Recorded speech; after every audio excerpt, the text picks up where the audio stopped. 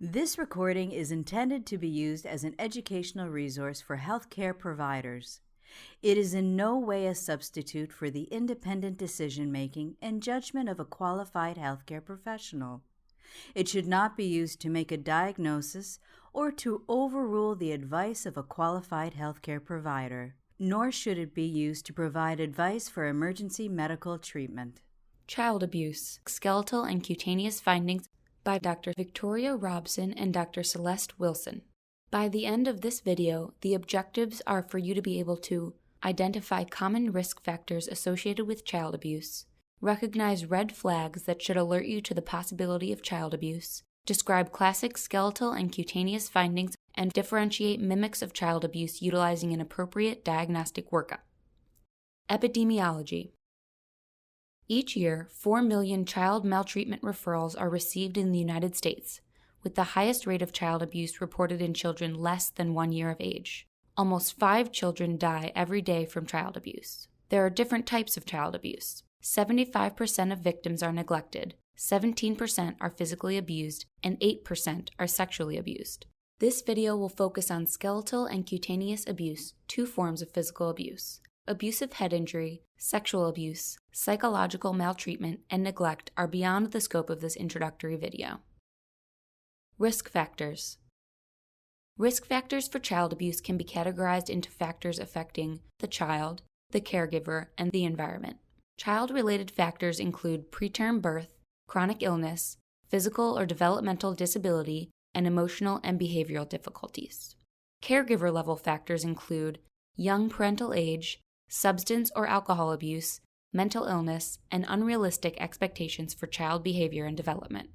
Environmental factors include poverty, unemployment, low educational achievement, social isolation, single-parent status, non-biologically related male living in the home, and history of intimate partner violence. It is critical for pediatric healthcare providers to recognize that child abuse crosses all socioeconomic and educational levels, as well as religious, ethnic, racial, and cultural groups. As such, no child is immune to child abuse. Clinical presentation. There are several red flags from the history and exam that should alert you to the possibility of child abuse. The most important clue is discordance between the history and injury. In addition to evaluating whether the story provided makes sense and remains consistent over time, you must consider whether the mechanism is developmentally possible, especially in the case of injury in a non-ambulating child. Other red flags include delay in seeking medical attention, multiple injuries in various stages of healing, escalation of events over time, inappropriate caregiver affect, and recent triggering event or stressor. In infants and toddlers, physical abuse is the cause of up to 20% of fractures. While a child who has suffered a fracture due to physical abuse may present with crying, visible swelling, or refusal to use the affected area, the child may have minimal symptoms, which can contribute to a delay in seeking care. The most common but least specific type of fracture found in child abuse cases is a long bone fracture. The configuration of the fracture can provide information about the mechanism needed to cause the break, thereby assisting the medical professional when determining the plausibility of the history given to explain the injury.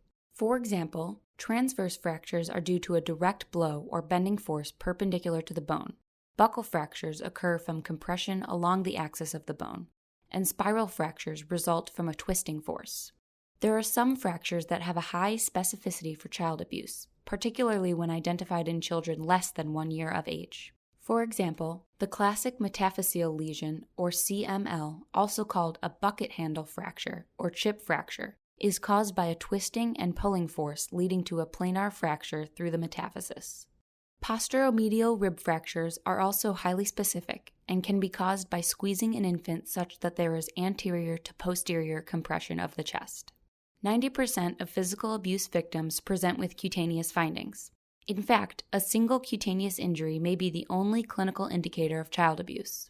It is important to note that although the location of any cutaneous injury could potentially raise concern for abuse, certain locations are more indicative of abuse.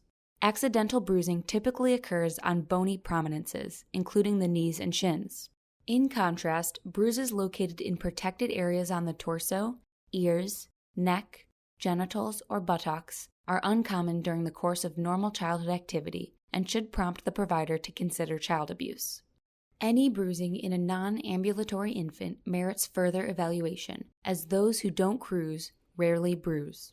Other concerning features include bruising in a defined pattern to suggest a mechanism of injury, such as a hand-shaped bruise, an elliptical pattern of abrasion with central ecchymosis as a result of a bite, or a loop-configured bruise resulting from a flexible object folded onto itself, such as a cord, rope, or belt.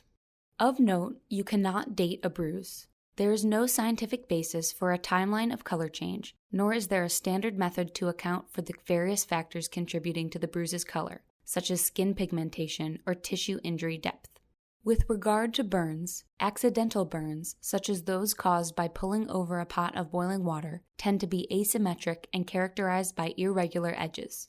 Burns caused by non-accidental scalding immersion, however, tend to be symmetric with consistent burn depth and well-defined borders. Immersion burns can affect the lower limbs and perineum, especially if occurring in association with toilet training, or may be in a glove and stocking distribution affecting the hands and feet. Thermal burns may take on the appearance of the object used, such as a cigarette or iron. Diagnosis. When creating a differential diagnosis, it is first important to consider whether the injury is accidental or non-accidental. As such, providers will need to determine if the history provided is sufficient to explain the injury. Given the consequences of a diagnosis of child abuse, it is also critical to determine whether there is an underlying medical condition causing similar findings.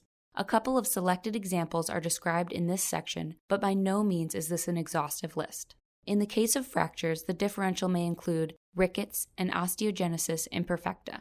With rickets, patients may also present with multiple fractures, but classic findings include frayed metaphyses, osteopenia, bowing of the legs, and a rachitic rosary upon palpation of the costochondral joints. For osteogenesis imperfecta, you should evaluate for features such as blue sclera, Wormian bones, or irregular bones within the cranial suture, and a positive family history. For children presenting with bruising, the differential also includes a bleeding disorder. You should therefore ask whether the child has any previous history of bleeding from the umbilical cord stump or circumcision procedure, easy bruising, or bleeding with previous surgeries, as well as conduct a detailed family history to assess for bleeding problems. In the workup of skeletal and cutaneous abuse, it is important to consider potential mimickers such as those previously described. A comprehensive history and physical exam, as well as lab evaluation, is critical. In a child with fractures concerning for abuse, relevant labs include evaluation of bone health, calcium, phosphorus, alkaline phosphatase, 25-hydroxy-vitamin D, and parathyroid hormone, as well as consideration of genetic testing for osteogenesis imperfecta. Consultation with genetics and/or endocrine may also be indicated. For a child presenting with bruising, relevant labs include complete blood count, platelets, coagulation studies, von Willebrand disease testing, and factor 8 and 9 levels. Consultation with hematology can help further guide the laboratory evaluation. Radiographic imaging is also an essential component of the workup of suspected physical abuse. A skeletal survey should be obtained in all cases of suspected child abuse in children less than 2 years of age. A skeletal survey consists of approximately 21 different radiographs, including images of the long bones, hands, feet, skull, spine, pelvis, and ribs. The advantages of a skeletal survey are high sensitivity for acute and healing fractures, as well as a relatively low radiation exposure. Management. The first priority in the care of physically abused children is medical assessment and stabilization, which may require hospitalization of the child. If available, the hospital's child protection team should be notified, as the final determination of child abuse will require a coordinated, interdisciplinary evaluation. If there is any concern for potential abuse, the case must be reported to Child Protective Services as mandated in the state, with notification of law enforcement as required in some jurisdictions.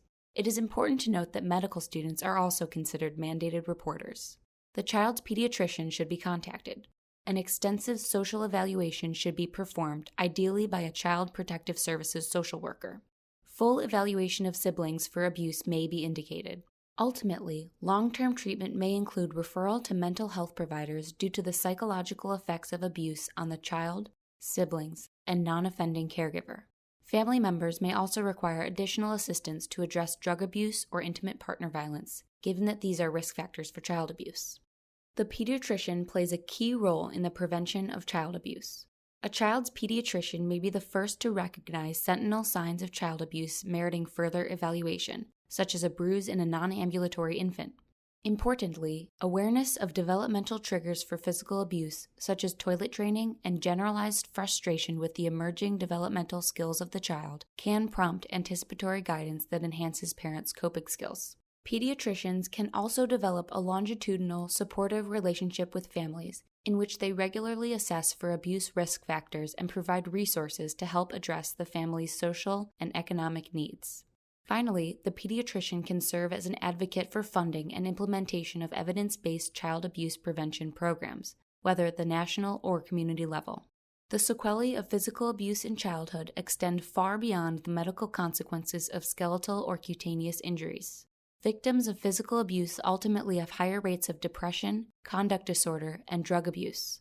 In one study, about 80% of 21-year-olds who were abused as children met criteria for at least one psychological disorder.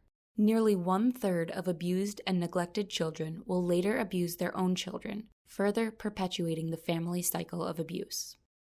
Summary. Key takeaway points from this video are as follows. When evaluating a child for possible physical abuse, it is essential to recognize whether the story fits the injury and the developmental skills of the child. Although any clinical constellation of injury can result from abuse, certain skeletal and cutaneous injuries are unlikely to be accidental, particularly in a non-ambulatory child. It is important to differentiate mimics of child abuse, such as rickets, osteogenesis imperfecta, and bleeding disorders, in the workup of suspected child abuse. The pediatrician ultimately serves as a critical pillar of education and support in the prevention of child abuse in the community. Thank you for watching this video on child abuse. This recording is a production of Open Pediatrics, a free and open access resource for pediatric clinicians worldwide. For more pediatric care materials or to join our global community, please visit our website at openpediatrics.org.